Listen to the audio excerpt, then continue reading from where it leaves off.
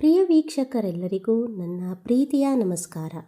ಈ ವರ್ಷ ಅಂದರೆ ಶ್ರಾವಣ ಮಾಸದ ಆಗಸ್ಟ್ 8, 2025 ಶುಕ್ರವಾರದಂದು ಮಹಾಲಕ್ಷ್ಮಿ ವ್ರತಾಚರಣೆ ದಿನದಂದು ಯಾವ ರೀತಿ ಲಕ್ಷ್ಮೀ ಪೂಜೆಯನ್ನು ನೆರವೇರಿಸಬೇಕು, ಯಾವೆಲ್ಲ ವಸ್ತುಗಳನ್ನು ಲಕ್ಷ್ಮೀ ಕಳಸಕ್ಕೆ ಹಾಕಬೇಕು, ಯಾವ ಬಣ್ಣದ ಬಳೆಗಳನ್ನು ಲಕ್ಷ್ಮೀ ದೇವಿಗೆ ಧರಿಸಬೇಕು ಮತ್ತು ಹಬ್ಬದ ದಿನ ದೇವಿಗೆ ದೀಪ ಹಚ್ಚಿದ ನಂತರ ಯಾವೆಲ್ಲ ತಪ್ಪುಗಳನ್ನು ಮಾಡಬಾರದು ಹಾಗೂ ಮನೆಗೆ ಬಂದ ಮುತ್ತೈದೆಯರಿಗೆ ತಾಂಬೂಲ ನೀಡುವಾಗ ಯಾವ ರೀತಿ ನೀಡಬೇಕೆಂದು ಇವತ್ತಿನ ಈ ವಿಡಿಯೋದಲ್ಲಿ ತಿಳಿಸಿಕೊಡುತ್ತೇನೆ. ಹಾಗಾಗಿ ವಿಡಿಯೋವನ್ನು ಎಲ್ಲೂ ಸ್ಕಿಪ್ ಮಾಡದೆ ನೋಡಿ ಮತ್ತು ಚಾನಲನ್ನು ಸಬ್ಸ್ಕ್ರೈಬ್ ಮಾಡದೆ ನೋಡುತ್ತಿದ್ದರೆ ದಯವಿಟ್ಟು ಸಬ್ಸ್ಕ್ರೈಬ್ ಮಾಡಿಕೊಳ್ಳಿ. ನಮ್ಮ ಭಾರತೀಯ ಸಂಪ್ರದಾಯದಲ್ಲಿ ಲಕ್ಷ್ಮೀ ದೇವಿಗೆ ಮಹತ್ತರ ಪಾತ್ರವಿದೆ.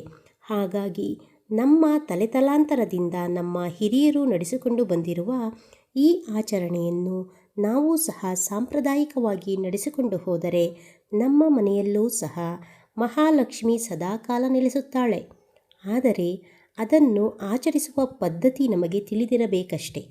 ಮಹಾಲಕ್ಷ್ಮಿಗೆ ಪ್ರಿಯವಾದ ಯಾವೆಲ್ಲ ವಸ್ತುಗಳನ್ನು ಅರ್ಪಿಸಿದರೆ ಲಕ್ಷ್ಮೀ ದೇವಿ ಪ್ರಸನ್ನಳಾಗುತ್ತಾಳೆಂದು ಈಗ ನೋಡೋಣ ಬನ್ನಿ.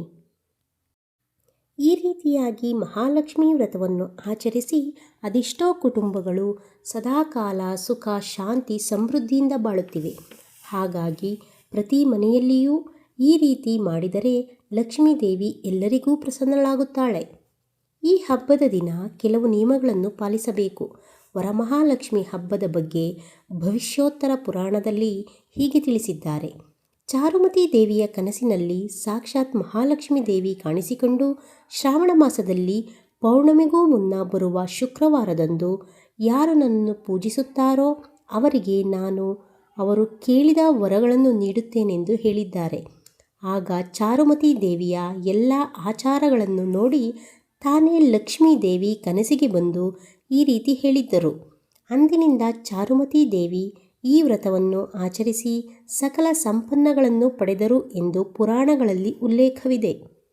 ಈ ದಿನ ಕಳಸಕ್ಕೆ ಯಾವ ವಸ್ತುಗಳನ್ನು ಹಾಕಬೇಕೆಂದರೆ, ಕಳಸಕ್ಕೆ ನೀರು ಹಾಕಿದರೆ ಅದರೊಳಗೆ ಯಾವುದೇ ಕೊಳೆಯುವ ವಸ್ತುಗಳನ್ನು ಹಾಕಬಾರದು.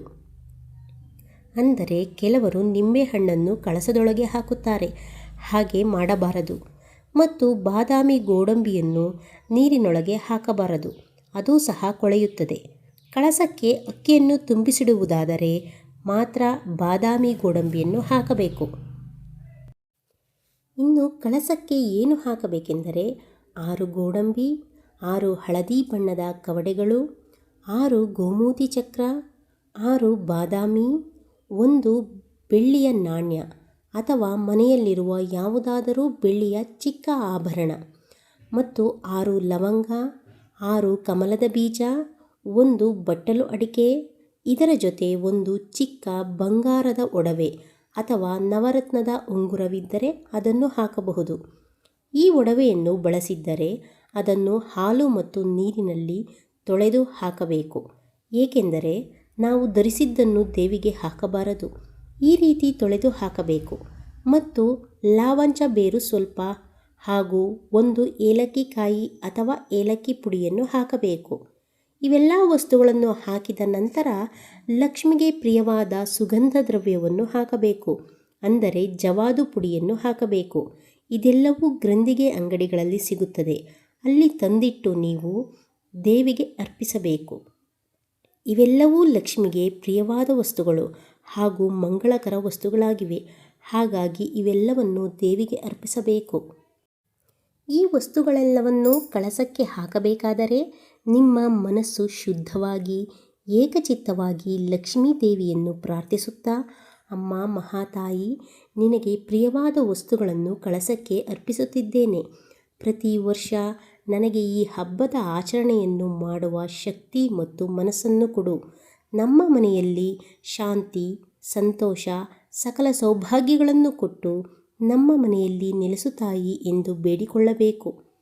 ಹಬ್ಬ ಆದ ನಂತರ ಈ ವಸ್ತುಗಳಲ್ಲಿ ತಿನ್ನುವ ವಸ್ತುಗಳನ್ನು ಬಿಟ್ಟು ಮಿಕ್ಕೆಲ್ಲ ವಸ್ತುಗಳನ್ನು ತೆಗೆದು ಒಂದು ಹಳದಿ ಬಟ್ಟೆಗೆ ಸುತ್ತಿಟ್ಟು ನಿಮ್ಮ ಮನೆಯ ಬೀರು ಲಾಕರ್ನಲ್ಲಿ ಎತ್ತಿಟ್ಟು ಮತ್ತೆ ಮುಂದಿನ ವರ್ಷ ಅದನ್ನೇ ಬಳಸಬೇಕು. ಬೆಳ್ಳಿ ನಾಣ್ಯವನ್ನು ಹಾಕಿದ್ದರೆ ಅದನ್ನು ದೇವರ ಮನೆಯಲ್ಲಿಟ್ಟು ಪೂಜಿಸಿ ಮತ್ತು ಬಂಗಾರದ ಆಭರಣಗಳನ್ನು ನೀವೇ ಧರಿಸಿಕೊಳ್ಳಿ.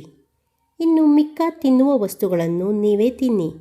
ಮತ್ತು ಕಳಸಕ್ಕೆ 5 ವೀಳ್ಯದೆಲೆ ಅಥವಾ 5 ಮಾವಿನ ಎಲೆಗಳನ್ನು ಇಟ್ಟು ತೆಂಗಿನಕಾಯಿ ಮೇಲೆ ಇಟ್ಟು ಪೂಜಿಸಬೇಕು. ಹಬ್ಬ ಆದ ನಂತರ ಆ ವೀಳ್ಯದೆಲೆಯನ್ನು ಮನೆಯ ಯಜಮಾನರು ಮಾತ್ರ ಸೇವಿಸಬೇಕು. ಆ ವೀಳ್ಯದೆಲೆಗಳನ್ನು ಯಾವುದೇ ಕಾರಣಕ್ಕೂ ಎಸೆಯಬಾರದು. ಈ ಹಬ್ಬದ ದಿನದಂದು ಕಪ್ಪು ಮತ್ತು ನೀಲಿ ಬಣ್ಣದ ಬಳೆಗಳನ್ನು ದೇವಿಗೆ ಹಾಕಬಾರದು ಮತ್ತು ನೀವು ಧರಿಸಬಾರದು. ಹಾಗೂ ಮನೆಗೆ ಬಂದವರಿಗೂ ಸಹ ಕೊಡಬಾರದು. ಮನೆಗೆ ಬಂದ ಮುತ್ತೈದೆಯರ ಪಾದಕ್ಕೆ ಅರಿಶಿಣವನ್ನು ಹಚ್ಚಿ ಅವರಿಗೆ ಅಕ್ಷತೆಯನ್ನು ನೀಡಿ ಅವರಿಂದ ನಿಮ್ಮ ತಲೆಯ ಮೇಲೆ ಅಕ್ಷತೆಯನ್ನು ಹಾಕಿಸಿಕೊಂಡು ಅವರ ಆಶೀರ್ವಾದವನ್ನು ಪಡೆಯಬೇಕು. ನಿಮ್ಮ ಮನೆಯಲ್ಲಿ ಆ ದಿನ ಮಹಾಲಕ್ಷ್ಮಿ ಯಾವ ರೂಪದಲ್ಲಿ ಬೇಕಾದರೂ ಬರಬಹುದು. ಹಾಗಾಗಿ ಬಂದವರನ್ನು ನಗುನಗುತ್ತಾ ಮಾತಾಡಿಸಿ ಸಿಹಿ ಕೊಟ್ಟು ಸತ್ಕರಿಸಿ. ಮಕ್ಕಳು ಬಂದರೆ ಅವರಿಗೂ ಸಹ ಸಿಹಿ ನೀಡಿ. ಈ ರೀತಿಯಾಗಿ ಈ ವರಮಹಾಲಕ್ಷ್ಮಿ ಹಬ್ಬವನ್ನು ಆಚರಿಸಿ ನಿಮ್ಮ ಮನೆಯಲ್ಲಿ ಲಕ್ಷ್ಮೀ ದೇವಿಯನ್ನು ಶಾಶ್ವತವಾಗಿ ನೆಲೆಸುವಂತೆ ಮಾಡಿಕೊಳ್ಳಿ. ಈ ದಿನ ನಿಮ್ಮ ಕೈಗೆ ಕಂಕಣವನ್ನು ಕಟ್ಟಿಕೊಂಡು ಪೂಜೆಯನ್ನು ನೆರವೇರಿಸಬೇಕು.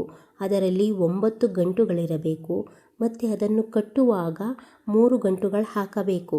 ಅಂದರೆ ಒಟ್ಟಾರೆಯಾಗಿ 12 ಗಂಟುಗಳು ಆ ಕಂಕಣದಲ್ಲಿ ಇರಬೇಕು. ಮಿಕ್ಕೆಲ್ಲ ಪೂಜಾ ಕಾರ್ಯಗಳನ್ನು ನೀವೇ ನೆರವೇರಿಸಬೇಕು. ಅದರ ಜೊತೆಗೆ ಮಹಾಲಕ್ಷ್ಮಿ ಸ್ತೋತ್ರವನ್ನು ಪಠಿಸುತ್ತಾ ನೀವು ಪೂಜೆಯನ್ನು ಮಾಡಿಕೊಂಡರೆ ನಿಮ್ಮ ಮನೆಗೆ ಸಾಕ್ಷಾತ್ ಮಹಾಲಕ್ಷ್ಮಿ ಒಲಿಯುತ್ತಾಳೆ. ದೀಪ ಹಚ್ಚಿದ ನಂತರ ಆ ದೀಪವು ಯಾವುದೇ ಕಾರಣಕ್ಕೂ ಹಾರದಂತೆ ನೋಡಿಕೊಳ್ಳಬೇಕು ಮತ್ತು ಆ ದಿನ ಇಡೀ ಪೂರ್ತಿ ದಿನ ಆ ದೀಪ ನಿಮ್ಮ ಮನೆಯಲ್ಲಿ ಉರಿಯುವಂತೆ ನೋಡಿಕೊಳ್ಳಬೇಕು. ಆ ಮಹಾಲಕ್ಷ್ಮಿ ನಿಮ್ಮೆಲ್ಲರಿಗೂ ಸಕಲ ಸಂಪನ್ನಗಳನ್ನು ನೀಡಲಿ ಎಂದು ಕೇಳಿಕೊಳ್ಳುತ್ತೇನೆ. ಈ ವಿಡಿಯೋ ನಿಮಗೆ ಇಷ್ಟವಾದಲ್ಲಿ ಓಂ ಮಹಾಲಕ್ಷ್ಮಿಯೇ ನಮಃ ಎಂದು ಕಮೆಂಟ್ ಮಾಡಿ ನಿಮ್ಮ ಸ್ನೇಹಿತರಿಗೆ ಶೇರ್ ಮಾಡಿ. ವಿಡಿಯೋ ನೋಡಿದ್ದಕ್ಕಾಗಿ ನಿಮ್ಮೆಲ್ಲರಿಗೂ ನನ್ನ ಪ್ರೀತಿಯ ಧನ್ಯವಾದಗಳು.